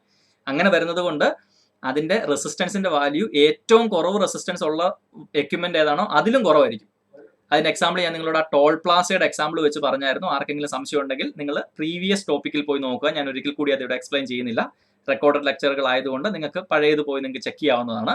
അപ്പോൾ ഞാൻ പറഞ്ഞു ഇത്രേ ഉള്ളൂ, പാരലൽ ആയിട്ടാണ് നിങ്ങൾ എക്യുപ്മെന്റുകൾ കണക്ട് ചെയ്യുന്നതെങ്കിൽ അവിടെ അതിന്റെ എഫക്റ്റീവ് റെസിസ്റ്റൻസ് കുറയത്തേ ഉള്ളൂ. നിങ്ങൾക്ക് ഈസി ആയിട്ട് കറണ്ട് ഡ്രോൺ ചെയ്യുന്നതിനകത്തൊന്നും വലിയ പ്രശ്നമൊന്നുമില്ല. എത്ര എക്യുപ്മെന്റ് വേണമെങ്കിലും കണക്ട് ചെയ്യാം, പ്രശ്നമൊന്നുമില്ല. പക്ഷെ നമ്മൾ ഇതിനെ സീരീസ് ആയിട്ട് കൊടുക്കുവാണെങ്കിലോ, സീരീസ് ആയിട്ട് കൊടുത്ത് ഒന്നാമത് ഫാൻ വന്നു, പിന്നെ ഒരു ലൈറ്റ് വന്നു, അതിന്റെ പുറകെ അടുത്ത എക്യുപ്മെന്റ് വന്നു. ഇതിനിടയ്ക്ക് ലൈറ്റ് കേടായി പോയി കഴിഞ്ഞാൽ നിങ്ങൾക്ക് ഇങ്ങോട്ട് കറണ്ട് കിട്ടത്തില്ല. കാരണം നമുക്ക് കണക്ഷനിൽ ഇവിടം വരെ കറണ്ട് വന്നു, ഇപ്പുറത്തെ നടുക്ക് നിൽക്കുന്ന സാധനം കേടായി പോയി, അപ്പൊ ഇപ്പുറത്തോട്ട് കറണ്ട് വരത്തില്ല. അപ്പം വീട്ടിൽ ഏതെങ്കിലും ഒരു എക്യുപ്മെന്റിന് കേട് വന്നു കഴിഞ്ഞാൽ പിന്നെ വീട്ടിൽ കറണ്ട് ഇല്ലാത്ത അവസ്ഥയായി പോകും. സീരീസ് ആയിട്ടാണ് നമ്മൾ ഇത് അറേഞ്ച് ചെയ്യുന്നതെങ്കിൽ. ഇതാണ് ഒരു പ്രശ്നം. രണ്ടാമത്തെ പ്രശ്നം എന്ന് വെച്ചാൽ സീരീസ് ആയിട്ട് നമ്മൾ പല എക്യുപ്മെന്റുകൾ അറേഞ്ച് ചെയ്ത് കഴിഞ്ഞാൽ നമ്മൾ പറഞ്ഞതിന്റെ റെസിസ്റ്റൻസ് മാറുന്നത് എങ്ങനെയാണ്? Resistance R = R1 + R2 + R3. Resistance കൂടുക ചെയ്യുന്നത്. ശരിയാണല്ലോ? അപ്പൊ നമുക്ക് ഒരു പരിധിയിൽ കൂടുതൽ നമുക്ക് വീട്ടിൽ അധികം എക്യുപ്മെന്റ് വെക്കാൻ പറ്റത്തില്ല. ഒരു 4-5 എക്യുപ്മെന്റ് വെക്കുമ്പോഴത്തേനും ഭയങ്കര റെസിസ്റ്റൻസ് ആയി പോയി, കറണ്ട് പിന്നെ അധികം കിട്ടത്തില്ല. അപ്പൊ നമുക്ക് പരിധിയുണ്ട് എപ്പോഴും എത്ര എക്യുപ്മെന്റ് നമുക്ക് വീട്ടിൽ യൂസ് ചെയ്യാന്നുള്ളത്. എങ്ങനെ? സീരീസ് ആയിട്ടാണ് യൂസ് ചെയ്യുന്നതെങ്കിൽ. ഈ പാരലായിട്ട് യൂസ് ചെയ്യണമെങ്കിൽ ഈ ഒരു പ്രശ്നമില്ല. അതുകൊണ്ടാണ് ഈ പാരലായിട്ട് എല്ലാ പ്ലഗുകളും നമ്മൾ, അല്ലെങ്കിൽ എല്ലാ എക്യുപ്മെന്റുകളും ഇതിന് പാരലായിട്ട് കൊടുക്കുന്നത്. അതിന്റെ എല്ലാ ഒരു ലെഗ് കൊണ്ടുവന്നിട്ട് നമ്മൾ മെയിൻ വയറിലോട്ട് കൊടുക്കും, ഫേസിലോട്ട് കൊടുക്കും, ഒരെണ്ണം കൊണ്ടുവന്നിട്ട് നമ്മൾ ന്യൂട്രൽ ആയിരിക്കും കൊടുക്കുന്നത്. ഇനി അതിനെ നടുക്കൊരു 3 പിൻ ആണെങ്കിൽ അതിന്റെ നടുക്കത്തെ പിന്നെ എങ്ങോട്ടാണ് പോകുന്നതെന്ന് ചോദിച്ചാൽ എർത്ത് വയറിലോട്ടായിരിക്കും. അത് നമ്മൾ സാധാരണ ഈ മെറ്റാലിക് ആയിട്ടുള്ള സാധനങ്ങൾ, ഇപ്പോൾ റെഫ്രിജറേറ്റർ, ലാപ്ടോപ്സ്, അങ്ങനത്തെ സാധനങ്ങളൊക്കെ യൂസ് ചെയ്യുമ്പോഴാണ് നമുക്ക് ഈ 3 പിന്നിന്റെ ആവശ്യം വരുന്നത്. എക്സസ് ആയിട്ട് ഈ ബോഡിയൊക്കെ വല്ല കറണ്ട് വന്നു കഴിഞ്ഞാൽ അത് പെട്ടെന്ന് തന്നെ ഈ പച്ച ലൈൻ കൊടുത്തിരിക്കുന്ന ഇതിനകത്തോടെ കണക്ട് ചെയ്ത് ഞാൻ മുമ്പ് പറഞ്ഞ എർത്തിങ്ങിലോട്ട് പോയിക്കോളും. നമുക്കൊരു എർത്ത് അടിക്കാതിരിക്കാൻ എക്സസ് ഇത് വന്നു കഴിഞ്ഞാൽ അത് ഈ മെറ്റാലിക് ബോഡിയൊക്കെ കയറി, നമ്മുടെ ഈ ഒരു ലാപ്ടോപ്പിന്റെ ഒക്കെ ബോഡിയൊക്കെ കയറി, അല്ലെങ്കിൽ റെഫ്രിജറേറ്ററിന്റെ ഒക്കെ ബോഡിയൊക്കെ കയറി വരാതിരിക്കാനായിട്ട് അത് പെട്ടെന്ന് തന്നെ എർത്ത് ചെയ്യുന്നതാണ്. പുതിയ ലാപ്ടോപ്പുകൾക്കൊക്കെ ഒരുപക്ഷെ 2 പിന്നുകളേ ഉള്ളൂ. അത് അതിന് ഇൻബിൽട്ട് തന്നെ ആ ഒരു പ്രോസസ്സ് അവർ ചെയ്യുന്നുണ്ട് അഡ്വാൻസ്ഡ് ലാപ്ടോപ്പുകൾക്ക്. പക്ഷേ പഴയ ലാപ്ടോപ്പുകളൊക്കെ നിങ്ങൾക്ക് നോക്കിയാൽ അതിനെല്ലാം 3 പിന്നുകളായിരിക്കും. അപ്പോൾ ഇതാണ് ഒരു ഡൊമസ്റ്റിക് ഇലക്ട്രിക് സർക്യൂട്ട്സ് പോകുന്നതും കൂടി ഞാൻ പറയുന്നു. അപ്പം അങ്ങനെയാണെങ്കിൽ മൊത്തത്തിൽ നമുക്ക് ഈ ഒരു ചാപ്റ്ററിനെ നമുക്കൊന്ന് കൺക്ലൂഡ് ചെയ്താൽ, from the device to the book, നമ്മൾ ഡിവൈസിൽ നിന്ന് ബുക്കിലേക്ക് നമ്മൾ മാറുകയാണെങ്കിൽ നിങ്ങൾ ടെക്സ്റ്റ് ബുക്ക് വായിക്കുക എന്നുള്ളതാണ് ഞാൻ ഉദ്ദേശിക്കുന്നത്. അതിൻ്റെ ഒരു ബേസിക് ഐഡിയാസ് നമ്മൾ പറഞ്ഞത്, ഒന്നാമത് ഹാൻസ് ക്രിസ്റ്റ്യൻ ഓയിസ്റ്റഡിന്റെ എക്സ്പെരിമെന്റ് ആയിരുന്നു. ഏതാണ്? ഒരു വയർ ഉണ്ടെങ്കിൽ അതിന് ചുറ്റും മാഗ്നറ്റിക് ഫീൽഡ് ഉണ്ട്. എങ്ങനത്തെ മാഗ്നറ്റിക് ഫീൽഡ് ഉണ്ട്? സർക്കുലേറ്റിംഗ് മാഗ്നറ്റിക് ഫീൽഡ് ഉണ്ട്. അതിന്റെ ഡിറക്ഷൻ നമുക്ക് എങ്ങനെ കണ്ടുപിടിക്കാം? റൈറ്റ് ഹാൻഡ് ഗ്രിപ്പ് റൂൾ വെച്ചിട്ട് കണ്ടുപിടിക്കാം. ശരിയാണല്ലോ? ഇതാണ് ഒന്നാമത്തെ കാര്യം. ഇപ്പൊ നമ്മൾ മാഗ്നറ്റിക് ഫീൽഡിനെ കുറിച്ചും ഫീൽഡ് ലൈൻസിനെ കുറിച്ചും ഒക്കെ ആദ്യമേ നമ്മൾ പറഞ്ഞിട്ടാണ് ഇത് പറഞ്ഞത്. ഇനി നമ്മൾ അങ്ങനത്തെ നോക്കുവാണെങ്കിൽ ഒരു സ്ട്രെയിറ്റ് വയറിന് ചുറ്റും മാഗ്നറ്റിക് ഫീൽഡ് ഉണ്ട്. ആ സ്ട്രെയിറ്റ് വയറിനെ വളച്ച് സർക്കുലർ ലൂപ്പ് ആക്കണം, അതിനകത്തോടെ മാഗ്നറ്റിക് ഫീൽഡ് സ്ട്രെയിറ്റ് ആയിരിക്കും. നമ്മൾ പറഞ്ഞായിരുന്നു. സോളിനോയിഡ് കണ്ടു. ശരിയാണല്ലോ? അങ്ങനൊക്കെ കണ്ടു. അതിനുശേഷം പറഞ്ഞു ഓക്കെ, ഒരു കറണ്ട് എലമെന്റ് ഉണ്ടെങ്കിൽ അതിന് ചുറ്റും മാഗ്നറ്റിക് ഫീൽഡ് ഉണ്ടല്ലോ, അതുകൊണ്ട് നമ്മൾ വേറൊരു മാഗ്നറ്റിക് ഫീൽഡിനകത്തോട്ട് വെച്ച് കഴിഞ്ഞാൽ, ഒരു ബാർ മാഗ്നറ്റിന്റെ ഇടയ്ക്കോട്ട് വെച്ച് കഴിഞ്ഞാൽ രണ്ടുപേരുടെ ഫീൽഡ് തമ്മിൽ ഇന്ററാക്ട് ചെയ്ത് അവിടെ ഒരു ഫോഴ്സ് ഉണ്ടാവും. അപ്പൊ മൂന്നാമത്തെ ടോപ്പിക് അതായിരുന്നു, force on A current element. ശരിയാണല്ലോ? നാലാമത് നമ്മൾ ഇപ്പോൾ പഠിച്ചത് മൂന്നാമത്തെ 4ാമത്തെ ലെക്ചറിൽ വന്നത്, ഒന്നാമത്തത് ഇലക്ട്രിക് മോട്ടറിന്റെ വർക്കിംഗ് പഠിച്ചു. അതിനുശേഷം നമ്മുടെ ഈ ലെക്ചറിൽ നമ്മൾ ഇതെല്ലാം മാറ്റിമറിക്കുന്ന മറ്റൊരു ഐഡിയ. അങ്ങനെ ഒരു വയറിനകത്തൂടെ കറണ്ട് പോകുമ്പോൾ അതിന് ചുറ്റും മാഗ്നറ്റിക് ഫീൽഡ് ഉണ്ടാകുമെങ്കിൽ രണ്ടാമത്തെ ഐഡിയ ഏതാണ്? നമുക്ക് മാഗ്നറ്റിക് ഫീൽഡ് വേരി ചെയ്യിച്ചാൽ തിരിച്ച് കറണ്ട് ഉണ്ടാക്കാം. That is called electromagnetic induction. അത് വെച്ചിട്ട് നമ്മൾ AC ജനറേറ്ററും DC ജനറേറ്ററിന്റെ വർക്കിംഗ് പഠിച്ചു. അവിടെ നമ്മൾ റൈറ്റ് ഹാൻഡ് ഫ്ലെമിംഗ് റൂൾ ഉപയോഗിക്കുന്നുണ്ട്. അപ്പോൾ റൈറ്റ് ഹാൻഡ് ഫ്ലെമിംഗ് റൂളും ലെഫ്റ്റ് ഹാൻഡ് ഫ്ലെമിംഗ് റൂളും തമ്മിലുള്ള വ്യത്യാസം കൃത്യമായിട്ട് മനസ്സിലാക്കിക്കോണം. അതിനുശേഷം നമ്മൾ ഡൊമസ്റ്റിക് സർക്യൂട്ട്സിൽ എങ്ങനെയാണിത് കറണ്ട് വരുന്നത് എന്നുള്ളത് കണ്ടു. അതുകൊണ്ട് ആ ഒരു ചാപ്റ്ററും ഞാനിവിടെ നിർത്തുകയാണ്. അതുകൊണ്ട് തൽക്കാലം നിങ്ങളുടെ ആദ്യത്തെ 2 ചാപ്റ്ററുകൾ നമ്മളിവിടെ വൈൻഡപ്പ് ചെയ്യുകയാണ്. നിങ്ങൾ കൃത്യമായിട്ട് ടെക്സ്റ്റ് ബുക്ക് വായിച്ച് പഠിക്കണം. Thank you.